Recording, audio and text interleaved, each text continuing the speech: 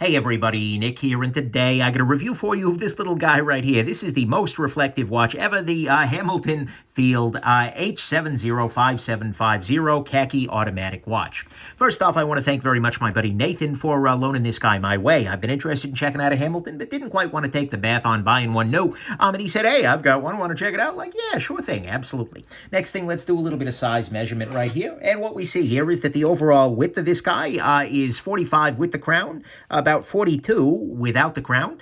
What we see here is that the lug-to-lug distance, which is the most important measure for somebody of slight wrists, is coming in, looks to be right around 50 millimeters or so.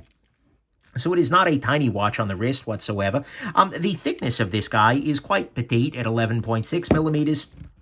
And the overall size of the crystal is coming in at 37. And then the lug width, that is the width of the bands you'll be using, is about 20 millimeters. So there you go. Next thing, this is a watch by Hamilton. Hamilton, in addition to being a musical, is a watch brand. It was originally founded here in the United States, in Pennsylvania, but then it was purchased by Swatch Group and is now sort of one of Swatch Group's lower-end brands. But they have a lot of interesting pieces and tend to push the value a little bit lower than, well, at least the price is a little bit lower than a lot of the other Swiss brands, so there's that. And then finally, one thing that's worth noting is that this is a slightly older version of this same watch. There is a newer version of this with a slightly newer movement. That is the H70575733 that has a little bit more power reserve on a very nearly equivalent movement. So anyways, let's go ahead and jump into the good, the great, the bad, and the ugly of this very interesting little watch right here. So to start with, on the good side, the strap on this is good. It's an external rubber, and then the inside here, it's saying calf leather lining, but it really feels quite rubbery, right? To the extent that until I read that as I was doing that, I was like, oh, cool, nice rubber lined strap. Whatever it is, it's pretty comfy. It feels nice on the wrist. There's no real complaints there. Also has an interesting tang buckle with two sets of things. Oh, it's an H like Hamilton. Ah, cute. Okay, anyways, I don't think that's any better or worse, but it is a little different, so hey, why not? Next thing, this guy has reasonable lume. I'll go ahead and I'll charge it off camera with a beefy flashlight here. Okay, maybe I won't, because for some reason that flashlight appears to be, oh no, now it's working. There we go. And what we see here is that this has some lume. You can see that the lume on the hour numbers is actually already starting to fade just a little bit. And it's showing off much more on the camera than it is in person. But these outer pips here, the little those little dots out there, as well as the hour hands, are quite well lumed. And so the watch is legible all night long. That's a good thing. Next thing, this guy has 10 bars worth of water resist. That is a 10 atmosphere water resist, 100 meters. Basically, you don't have to worry about water, which is a beautiful thing. Next thing, this is using a sapphire crystal, which is good. It is going to resist scratching a lot better than the mineral crystals of the world. It's a beautiful thing. So that's good. Next thing, this guy has actually a more intricate dial than it looks like at first glance. If I can get past some of the reflectivity, what you'll be able to see in there is that there is a different kind of, the hour ring here where you see the numbers has a very different finish than the internal area there. And in fact, if we look even closer, it's sort of a brushed out sort of affair. That does add a little bit of visual intrigue to a dial that would otherwise just be black. And I appreciate very much that they were willing to go that extra mile there. It is a beautiful thing, and I think makes this guy just better, frankly. So that's nice. Next thing, this guy does have a clear case back. And that clear case back allows you to see this movement in the back there, this ETA 2824 movement just ticking along there. There is the balance wheel, etc. And in fact, as you wind the watch, because it does not have a screw-down crown, by the way, but what you can see is as I'm winding the watch, not only is it moving the weight a little bit, but then again, I can rotate it a little bit, get that weight out of the way, and you can see the winding works going as I'm doing that. Nice. So having that clear case back there is a beautiful thing, and it reminds us of the joy of a mechanical timepiece, right? Next thing, this is using a PVD black coating. That's phase vapor deposition. Yeah, deposition. No, sorry, I'm thinking deposition like a lawyer. No, I think that's the thing. It's like deposit, right? But anyways, PVD coatings are going to be much more durable than black paint, and they're not going to have some of the same problems with chipping and whatnot that a ceramic, either a coating or a full ceramic case will. And so that's kind of a nice thing. Although ceramic cases have their own durabilities and much more scratch resistant. So whatever. But PVD is a nice thing to see. And then finally, on the good side, this is using an ETA 2824-2 movement. as you can read right along the side there, someplace or another. So there we go, 2824-2. The ETA movements are sort of workhorses, right? The ETA 2824 is sort of the default movement for a lot of watches, especially out of Switzerland these days.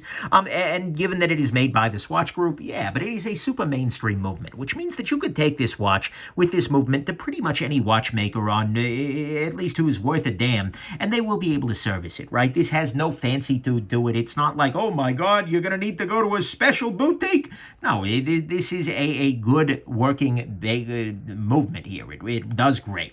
And it has the features you want as well. It has a date function here as well as a quick set function. So if I do this, what we'll see here is that it allows me to advance the date much more rapidly than otherwise. It is a hacking movement, which means that when I pull the crown all the way out, the second hand stops, allowing you to set the time precisely. It is a hand-wound as well as an automatic movement, where it is charging based on the movement of this weight in the back here, is going to slowly charge the watch. Well, wind the watch as you are using it there. And then, like I said, it's very easy to find someone to service it. The newer versions are using, like I said, the H705750 33 or 733 is using a slightly newer version of the movement that has been modified by Hamilton to have a greater power reserve, an 80-hour power reserve up from, I think, 40 here. But nonetheless, this is a solid movement, and I'm never one to shake my head at an ETA 2824, right? It's a solid piece. And so, to me, all that's the good is that it's using a good workhorse movement with a PVD coating, a clear case back, multiple dial finishes in there. It's got sapphire crystal, water resist, good loom, and the rubber lined strap. Even if it's not rubber lined, it's rubber outer strap, is comfy. The great side, this has a titanium case, and titanium is a beautiful thing. Titanium is a beautiful thing, partly because it is lighter than steel. For the equivalent amount of strength, this is a very, very light watch.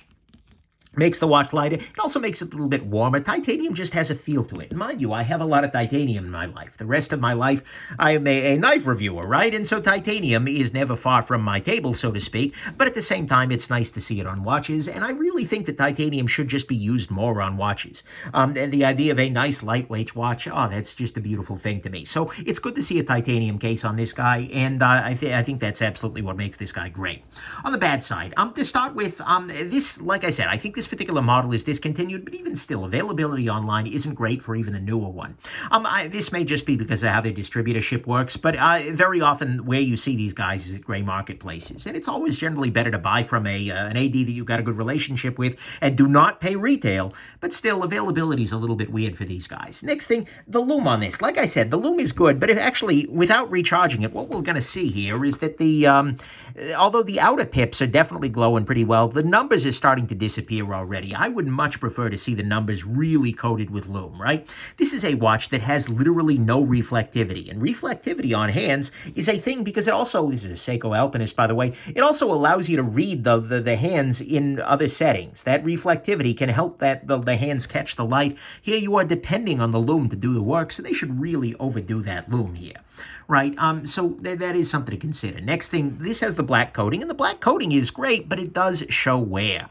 What we can see here is that, this is an area where my buddy hit it up against something, and as a result, now that it's got that coating on there, that coating's chipped off, and so now the watch looks like it's got a much bigger scratch than it does. And so there's that. Next thing, this guy has a strap which is fine, but it isn't particularly well suited to people with small wrists. I have about a 6.75-inch wrist, and as a result, this strap, I have to wear this guy at its very, very end here. And because this is using kind of a weird strap cutout, it would be very difficult to cut out a new hole for this guy for a smaller wrist. You could probably do it, but it's not great. And so this strap is not really meant for small wrists, which is funny. I don't particularly care for that. Next thing, this guy doesn't have any kind of reflectivity in the hands or the hour markers. The hands are painted black. The second hand is painted black. Really, the only thing that you see here is the white painted surfaces. This is fine. It's legible enough, and like I said, they are using good loom, but there is a definite advantage to having some reflectivity on a handset for a watch. Next thing, this guy has a very busy face. Now, I know everyone's going to be, oh my God, Nick, it's a field watch. That's the style, but look at the amount of stuff we've got on this damn thing, right? In addition to having all of the hour markers here around the outside, we've got seconds here. We have the 24-hour scale here. And one of the things I want to highlight here, and I'll move the minute hand out of the way there, one of the things I want to highlight is that they have moved 15 to the side for those of us who forget the number that comes between 14 and 16 because of the date window right in the middle there. And by the way, a white date wheel and a black watch? Really? Really, guys? That's how you went? But nonetheless, there were a bunch of different numbers on here, plus Hamilton Khaki Automatic, Swiss made, and then all of the other stuff. There's just a lot going on here. I know that's kind of the aesthetic, that's the style, but dude, you could have calmed that down. Even just lose the 15 and life would have been better. I just don't get that particular thing. Next thing, the value on this guy isn't great. Full bill retail on this is $1,000. Do not pay that. Right? I mean, because you can get full TI watches with, frankly, the same movement, or at least derivatives of it, for $500 to $700 from other brands. For what it's worth, I'm seeing the new model of this guy on the gray market in like the 700 range, 600. And if that's where you're landing, then okay, that's a little bit better. But this is definitely a reminder that that Swiss made down at the bottom there is adding a bunch of markup here. If you're willing to go micro brand, if you're willing to go Japanese, you can definitely do a lot better in terms of price, in terms of, well, value for the price, that is, and in terms of price generally.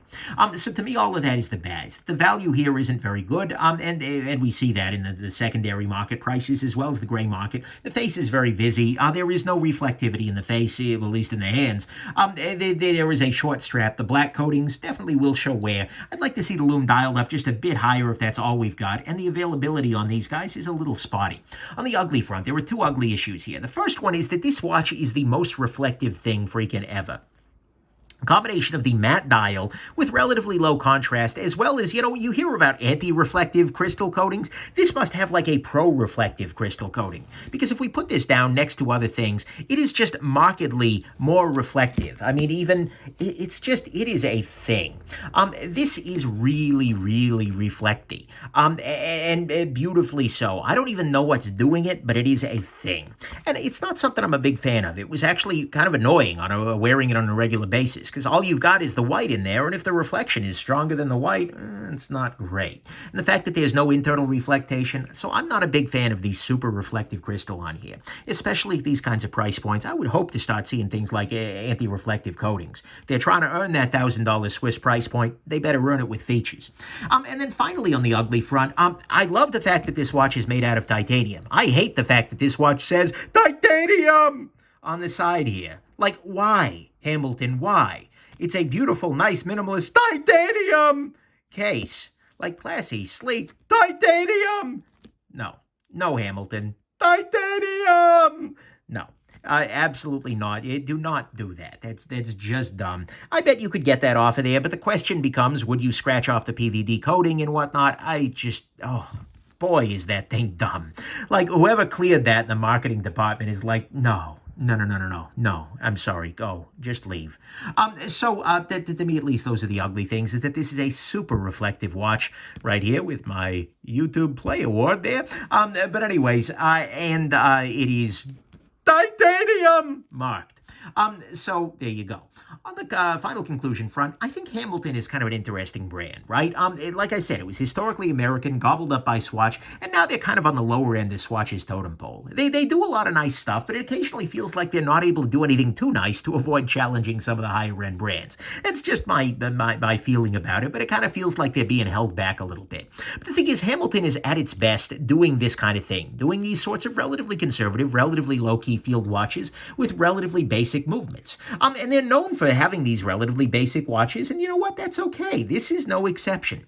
It's got a nice strap. It's got a nice loom. Good enough, I guess. It's got good water resistance, sapphire crystal, a dial with some detail, a clear case back, which is a beautiful thing, with a common workhorsey movement, and a titanium case. The loom is maybe a little anemic, given that that's the only thing you've got to read this guy at night. The dial has no reflectivity except the face. The black coating will show wear. There is a lot going on here in terms of writing. The value isn't very good. The crystal is super reflective and titanium!